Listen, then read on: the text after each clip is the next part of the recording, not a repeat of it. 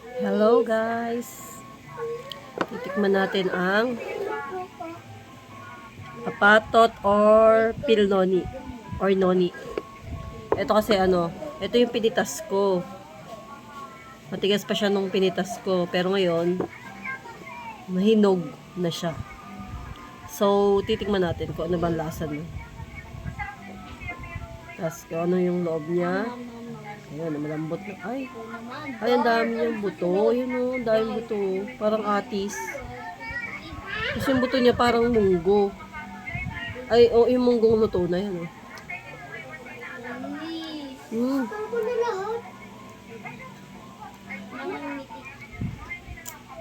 Mm.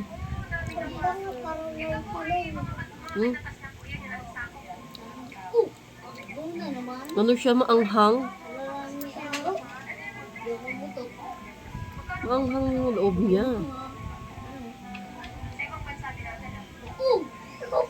Parang ano siya? Hmm? Ano? Mga buto-buto. Pero ginagawa itong juice. Pero titikman mo na natin. Ayun, go grabe. First yung go namin. Tapos ito naman, plapa. Maanghang siya. Tapos ito naman, go ulit. Ang nararami kong native pwede. Dark funny. Nagsisinunod sa akin. Maanghang. Pero hindi naman nakakaano yung lasa niya. Hindi ba siya yung nakakasukan na lasa? Pero maanghang siya na parang may pagkahalong wine, ganun. Yung wine na hindi matamis.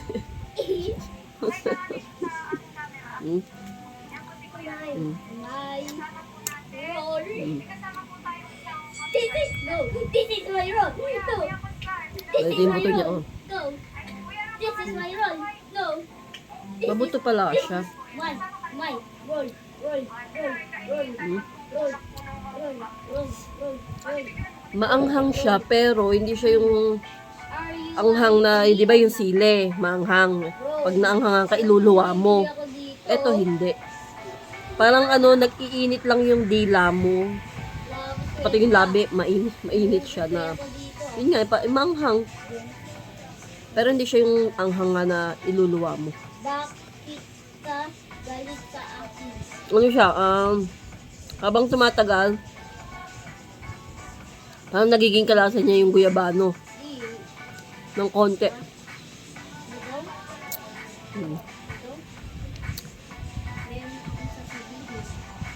Ibebenta ko na ang ako. Ang dami yan.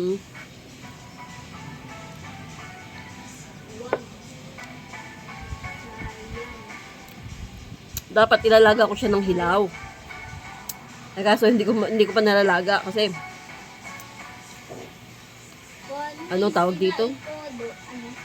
Basta umalis kami tapos hindi ko nalaga, ganun.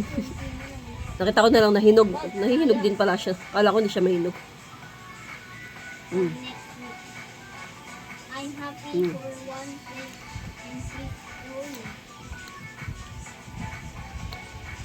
Gusto na yung kalahati, oh.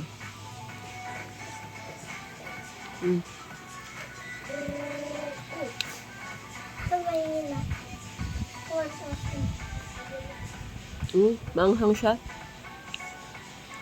Mainit sa mainit sa labi, mainit sa dila, mainit sa ngala-ngala. Pero pag nilunok mo siya, parang matamis, manamis-namis. Yung iba-iba nga yung lasa niya. Ito ulit pa.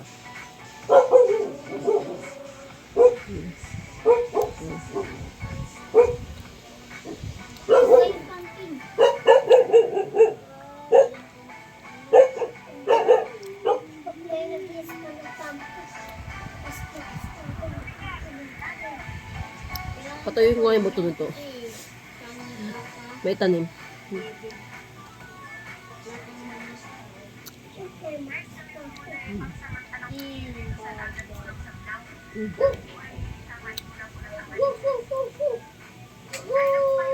Yung mga buto niya. Oh.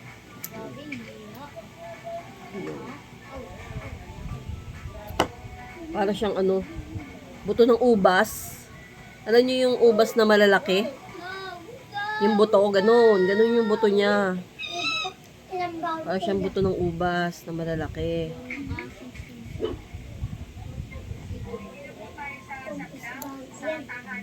Mm.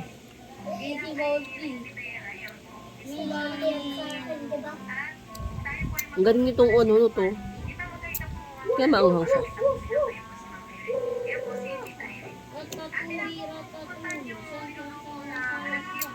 Kaya siguro to ginawang juice para tumamis. Kasi, Bagal. hmm.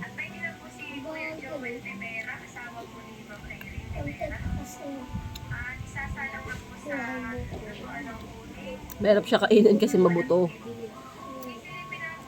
Pero yung lasa niya, hindi naman ewan ko, sa iba ko, baka hindi nila magustuhan. Pero ako, okay naman sa akin yung lasa.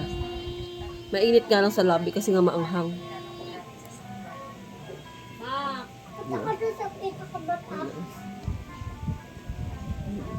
May combat ko. Ano ba nito? Yung parang stove. Ayan ah. Marami tong benefits guys, tong Pilnoni na to, tsaka apatot. Pag meron daw mga bukol-bukol sa ano, may mga cancer, nawawala. Tapos, gamot din sa rayuma, sa arthritis, pag nilalagnat. Basta marami siyang benefits. I-search nyo lang sa YouTube kung ano ang mga benefits ng Pilnoni. Ayun lang guys. Salamat. Paki-share para alam ng iba kung anong lasa nito at saka kung ano mga benefits. Thank you.